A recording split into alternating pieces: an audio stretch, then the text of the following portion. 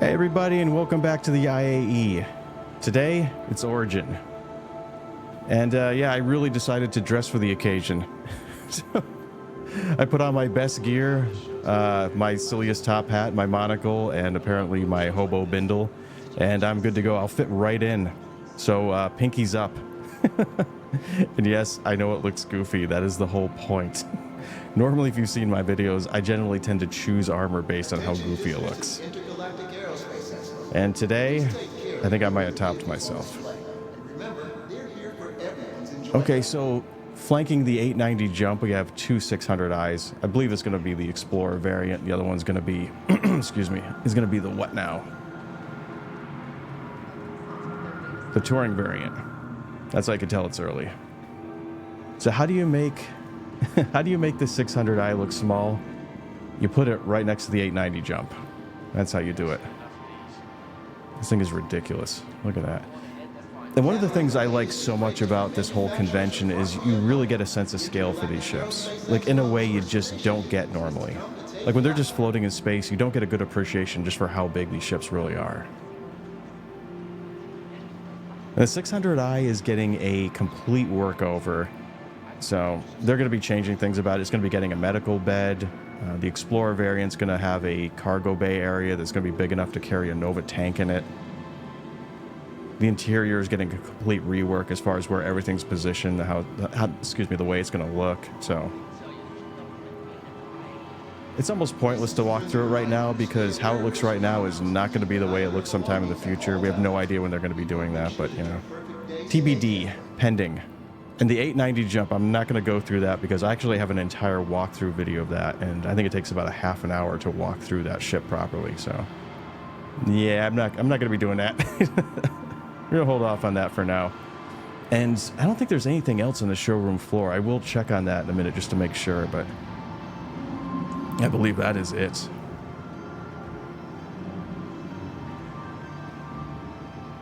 I'm rather disappointed none of the NPCs are giving me that smug expression of like, excuse me, sir, how did you get in?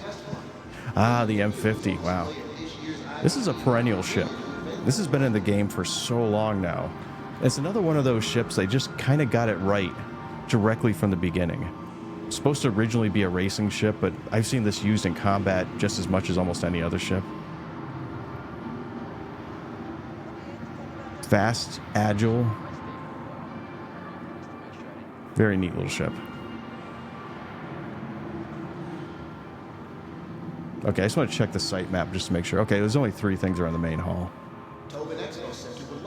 And what do we have down here? The G12, that's... Okay, that's all they have? That's all that's pending? This one's neat, the 85X.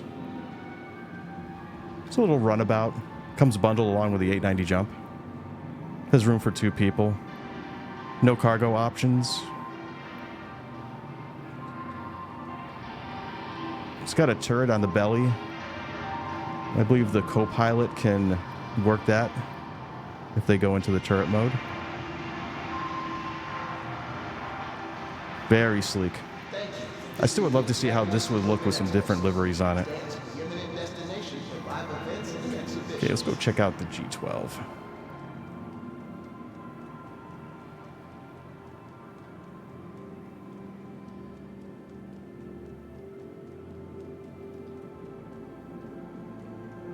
Yeah, I've been personally looking forward to this. Not the missile variant. And I'm a little afraid the variant is going to be just as... It's going to have the same options that the AA has. And particularly the Storm AA. Where you'll be able to tilt it, but you're not going to be able to rotate it. And from the look of it, it doesn't look like it's built with that idea and design in mind right now. But they might change it during the production phase. I kind of hope they do. Because it just seems like not being able to rotate that turret is like a huge design flaw. And of course, they have the racing variant too. And the biggest thing I'm worried about the racing variant is it comes with an EMP pulse. And that just seems like the biggest cheaty thing to have when you're racing. Ooh, sorry, I just had to mute the mic there for a second so I could clear my throat. I hope that didn't come out. Yeah, so the only one I actually really do like is the default version. And like the default version carries a couple of SCUs of cargo It has an internal cabin, which I actually really like that option with vehicles because you can just take it anywhere.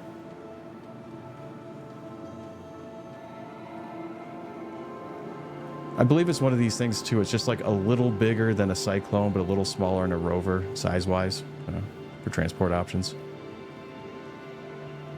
But like everything else, it's not excuse me, it's not in production yet, so we'll just have to see after they create it, see what happens. Things tend to change very often when it goes from design concept to actually being in game.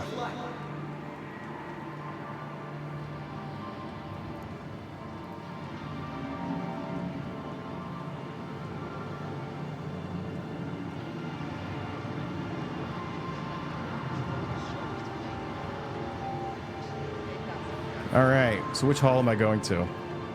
I'm going to hall 3.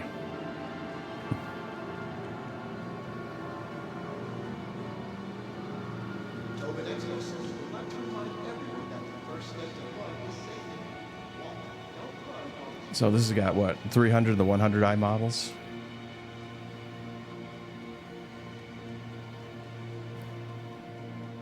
Okay, so there's the 400i, and these are the 100i's.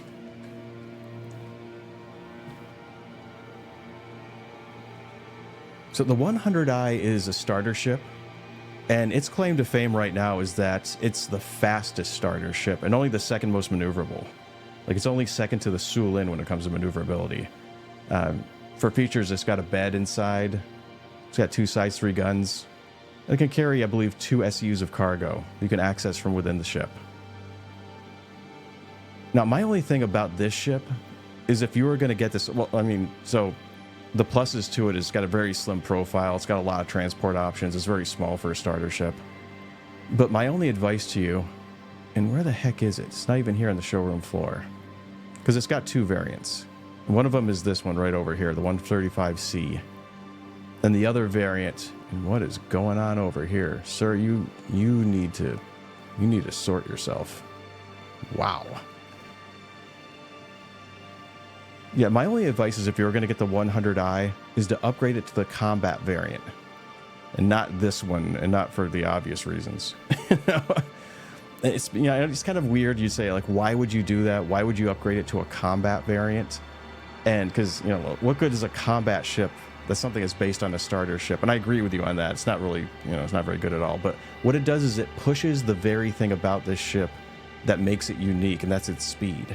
And the combat variant is actually faster, and it loses nothing. It still has the bed, same cargo hauling capacity. It's just faster. And it has more missiles, but once again, I think the missiles are a useless option. And then if you upgrade it over to the cargo hauling variant, you lose that speed. You lose the very thing that makes it unique, and all you gain is a couple of SUs of cargo. And if that's your concern, there's a lot better options for hauling cargo than this ship over here is. The poor 400i. What can I say about you that's not going to get me in trouble?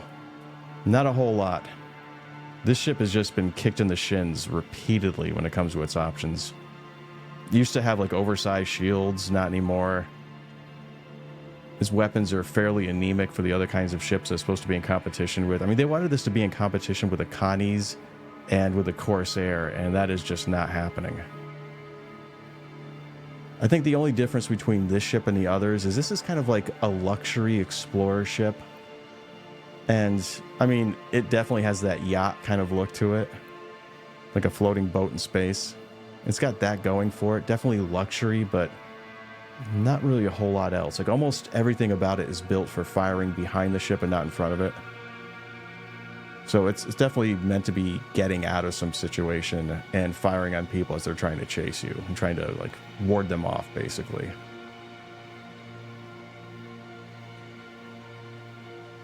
Interesting look. It's kind of something that's definitely going to appeal to somebody, but when you want to get a ship, you got to make sure that it's something that just, like, the first time you look at it, you say, yes, I want to get that ship. Because if you're going to be picking things based on, like, their stats, or if you're basically just looking at a spreadsheet and picking your ships based on that, you're going to be disappointed because those stats are always changing. That's going to be like one of those, like that ship definitely fits under that category. Where if you liked it, hold on to it, use it for what it is, enjoy it for what it is. Oh, wow. Okay. Oh, jeez. It's the same one. The same one from Aegis. But you can use any ship for practically anything, and that's one thing I really do like about Star Citizen. You're not pigeonholed for the most part, even though it seems like they were trying to for a little bit.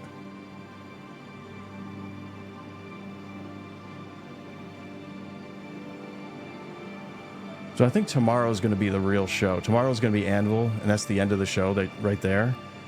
And then they have the best in show that they're going to be putting on display. And then after that, it's like armor or something like that. And then it's the grand finale. And the grand finale is just where you can come down here and just rent every one of the ships one last time. So 890 jumps and Polaris everywhere. That's what it's going to be like. So here's the combat variant that I was talking about before. Like right over here. And of course, we have the X1s. The X1s, the only thing I could say about the X1s, I think they really missed an opportunity. What am I doing here? I think they really missed an opportunity with this ship because it's so easy for them to have created an enclosed cabin. And that would have made this completely different than every one of the other Gravlevs. You know, it would have been a way to really differentiate it from the others. And of course, this is the Force right here. This is the only Gravlev that I know of currently that still has a shield. And that's its claim to fame. Then you got the Velocity over here, which is just the racing variant. And of course, the 125A over here.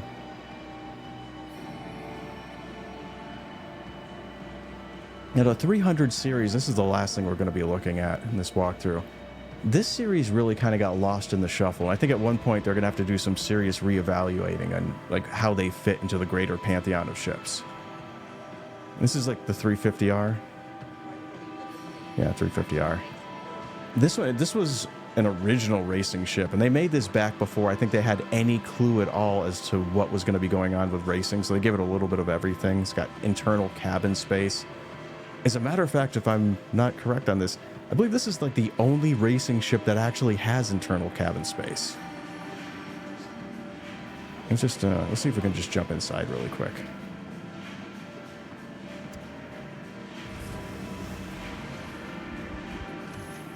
Yeah, it's funny. It's got room for cargo. It's got a bed. It's got a bathroom, I believe. Yeah, it's insane. Hey. Yeah, just straight up bathroom, not the bathroom shower combo, even though I don't know how you'd make this work if it was a shower. And of course you got the bed, internal access to components, maybe? Nope. We'll see after the gold standard pass happens on this ship. And then of course there's a flight deck over here. And the cargo's held in the belly like the other 300Is. So for me, because of its speed and the options it has, I still say this would be a great smuggling ship. Like a great blockade runner. And this one over here, to me, this is the best competitor to the Avenger Titan that we have right now. Stats-wise, and I know I've talked about stats before being mercurial at best, but stats-wise, as far as they're going right now, are exactly lining up with the Titan. The only real difference between the two is, so their general weapons are about the same nose turret, the same size weapons on the wings. Now, the only real difference, though, is this ship has better missiles than the Avenger Titan is. And the only other difference is that this one has better amenities, while the Titan has better hauling and transport options, meaning it carries more cargo and it can transport vehicles. I think you might technically be able to carry a Pulse and its drop-down cargo haul, its little drop-down lift, like if you like lay it flat on the ground and then bring it up, but I still think that might actually have issues.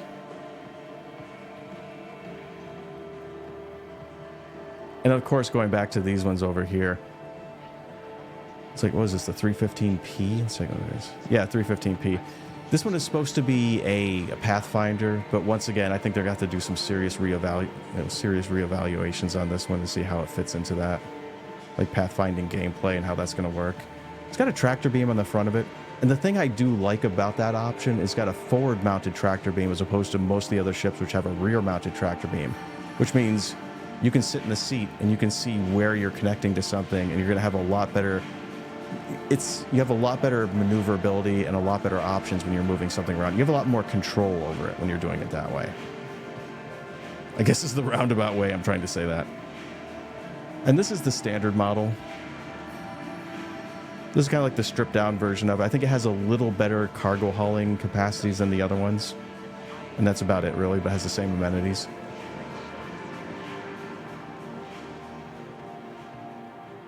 So I believe that is it. That is Origin. And then tomorrow we're going to have Anvil, which I'm thinking that's going to be a huge a huge crowd pleaser at that point. Yeah, see, everyone's got their monocle and top hat today. And hopefully you'll be able to join me again for tomorrow and walk through this and, yeah, get to see all the sights. Well, I've been your host, Law of the West. Thanks for watching and take care.